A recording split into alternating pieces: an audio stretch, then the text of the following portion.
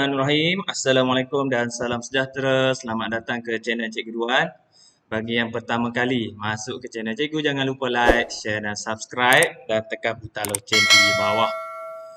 So, video kali ini Cikgu ingin kongsikan subtopik 11.2 graf gerakan linear.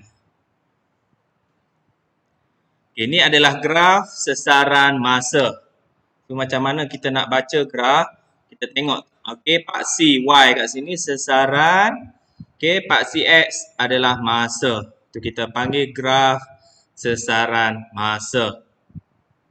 Digunakan untuk menunjukkan sesaran suatu objek yang berubah dengan masa. Okey, darjah 11.13 menunjukkan graf sesaran melawan masa bagi pergerakan seorang budak lelaki. So, bolehkah anda menghuraikan gerakan budak lelaki ini? Ni cerita dia pergerakan seorang budak ni. Start daripada kosong ni, O ni. Okey, dia bergerak A, B apa dia? B ke C. Lepas tu C ke D. So, apa yang berlaku? Setiap garisan ni, O, A apa dia? AB apa dia?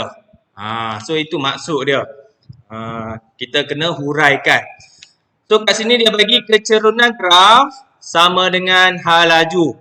So, kalau kita kira kat sini, cari kecerunan contoh OA. Jumlah ataupun paksi Y bahagi dengan paksi X. So, kat sini contoh 50 bahagi dengan 2. So, kita dapatlah sama dengan hal laju untuk garisan OA. So, kalau AB kat sini, tiada hal laju lah. Okay. Sebab apa kosong kat sini? Okay. So, BC ada hal laju, CD ada hal laju. Tapi negatif. Okay. So, kita tengok satu persatu. Okay. Untuk OA, kecerunan OA adalah positif dan seragam. Okey, so hal lajunya adalah seragam, iaitu budak itu bergerak 50 meter dari titik permulaan dengan hal laju seragam. Tu kita nak tafsir hurai maksud OA tu. AB, kecerunan AB adalah sifar. Okey, maksudnya sifar, tak ada hal laju. Hal lajunya adalah sifar. Budak itu berada dalam keadaan rehat. So mungkin dia berhenti, berhenti tak bergerak, rehat. Minum ke apa, rehat kat situ. So, sebab tu dia straight je. Okay. Budak itu mungkin berada dalam keadaan rehat dari saat ke-2 hingga saat ke-8. Itu maksud dia. BC, naik lagi. Kecerunan BC adalah positif dan seragam. So, huraian dia hal laju adalah seragam. Budak itu bergerak semula sejauh 50 meter dengan hal laju seragam. Seterusnya CD. Kecerunan CD adalah negatif dan seragam. Hal lajunya adalah negatif dan seragam. So, kecerunan negatif seragam sama juga dengan hal laju dan negatif dan seragam. Iaitu bergerak dalam arah yang bertentangan. Budak itu berpatah balik sejauh 100 meter ke titik permulaan dengan hal laju seragam. So, mungkin dia patah balik lah. Balik semula ke rumah ke. Macam tu. Maksud dia. So, kamu kena pandai analisis, tafsir apa yang berlaku di setiap OA apa dia, AB dia rehat, BC hal laju lagi, CD dia nyah. Dia patah balik. So, macam tu. Itu untuk graf sesaran masa. Graf yang kedua, graf hal laju masa. Okey, graf hal laju masa membolehkan sesaran, hal laju dan pecutan. Sesuatu objek yang bergerak itu ditentukan. So, kita boleh tahu sesaran dia berapa, hal laju dia berapa dan pecutan dia berapa. Okey, graf hal laju melawan masa di bawah menunjukkan gerakan sebuah motosikal yang mula bergerak dari titik O. Cuba anda huraikan pergerakan yang dihasilkan oleh motosikal tersebut. So yang ni. So daripada OA, lepas tu AB dia straight. Okay, mendatar macam ni. Lepas tu BC. C, lepas tu CD. Luas di bawah graf hal laju masa. So kamu kena ingat ini. So kalau kita cari luas, sebagai contoh OA ni, sama dengan sesaran. Tu untuk graf halaju masa. So, kena ingat baliklah formula luas segitiga 1/2 darat tapak darat tinggi. So, kamu kena ingat. Luas segi 4, panjang darat lebar. So, kena ingat. So, kalau nak buat trapezium pun boleh. 1/2 A tambah B darat C pun boleh. So, kena ingat formula luas. Okey. Seterusnya, kalau kita cari kecerunan, kita akan dapat kejutan. So, untuk graf halaju masa ni, kita cari kecerunan yang ni, contoh OA ni, kita akan dapat jawapan sama dengan pejutan. Kita tengok, ada tak contoh? Okey, OA. So, yang ni huraian dia. Kecerunan OA adalah positif dan seragam. Halaju motosikal bertambah secara seragam. Pejutan motosikal adalah seragam. AB, kecerunan AB adalah sifar. Dia mendatar macam tu. Halaju motosikal adalah malah. Pejutan pun malah. Halaju malah. Pejutan adalah sifar. Tengok perbezaan dengan graf tadi. Okay. Halaju adalah malah tetap.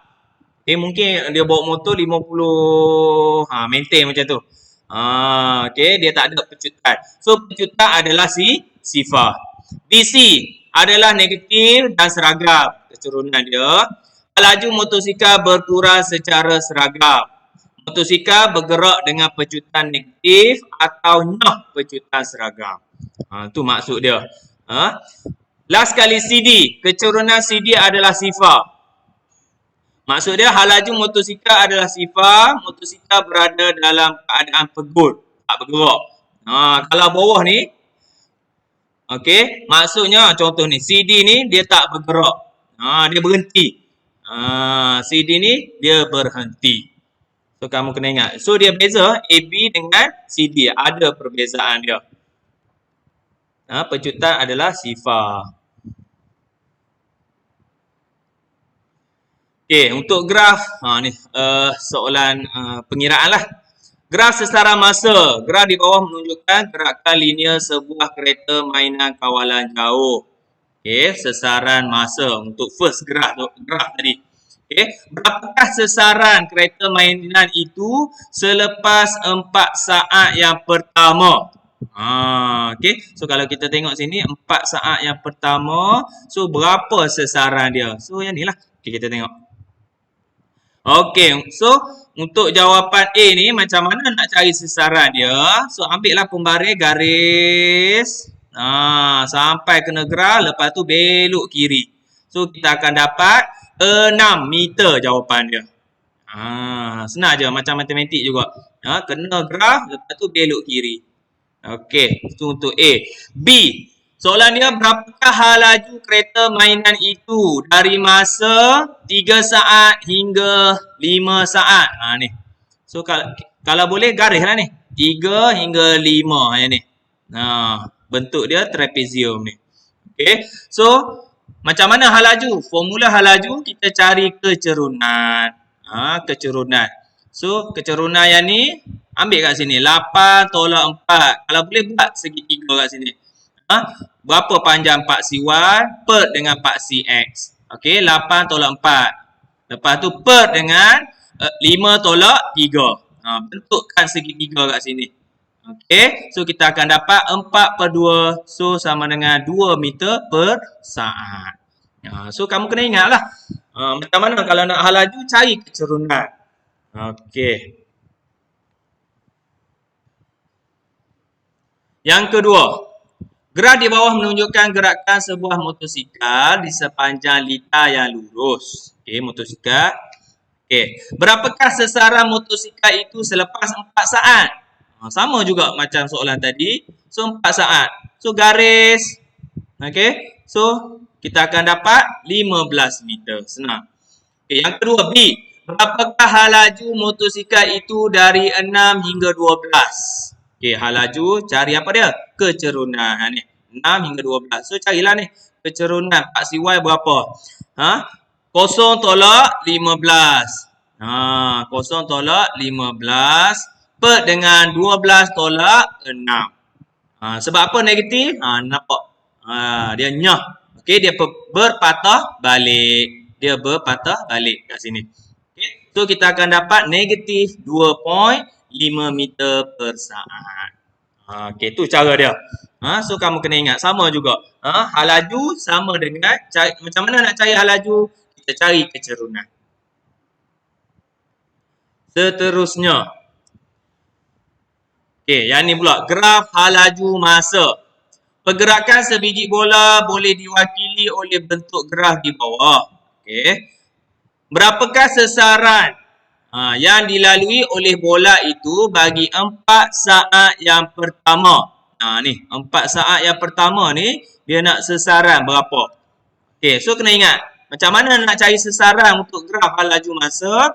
Kita cari luas. Tolong ingat yang ni. So cari luas. So yang ni luas apa? Segi 4. So panjang darab lebar. So panjang dia 4, lebar dia 1. 4 darab 1 kita akan dapat 4 meter. Okey. Yang kedua, B. Tentukan pecutan bola tersebut dari 8 hingga masa 12 saat. Yang ni. Garisan ni. Macam mana nak cari pecutan? So kamu kena ingat untuk graf hal laju masa, nak cari pecutan kamu cari kecerunan. Kalau boleh buat nota ringkas. Kalau cari kecerunan kita dapat apa? Kalau cari luas kita dapat apa? Okey. Kecerunan kita cari sama juga. Paksi Y per dengan paksi X. So 0 tolak 3 per dengan 12 tolak 8. Okey. So kita dapat apa tu? Negatif 3 per dengan 4. Okey. So negatif. So negatif lah. Kita tengok graf pun kita tahu dah. Okey. Negatif.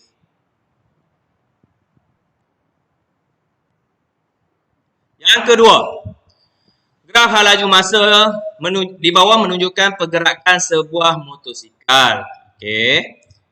Tentukan hal laju apabila masa sama dengan 4 saat. Dia nak hal laju 4 saat. Okey. Sama juga. Okey. Ambil pembaris garis, kena graf belok kiri. So kita akan dapat 10 meter per saat. Masa ke-8, berapa? Sama juga 8. Pergi, tengok. Okey, garis. Kita akan dapat 15 meter per saat. Cari sesaran. Cari sesaran pada selang masa 0 hingga 10. Ni, yang berlorek ni. 0 hingga 10. So, nak cari sesaran, kita cari luas. So bentuk apa kat sini? Ni dia buat luas segi 3 tambah luas segi 4 tepat. So kalau kamu tahu formula luas trapezium 1/2 A tambah B darab C yang tu, okey, pun boleh. So kamu pilih yang mana yang senang.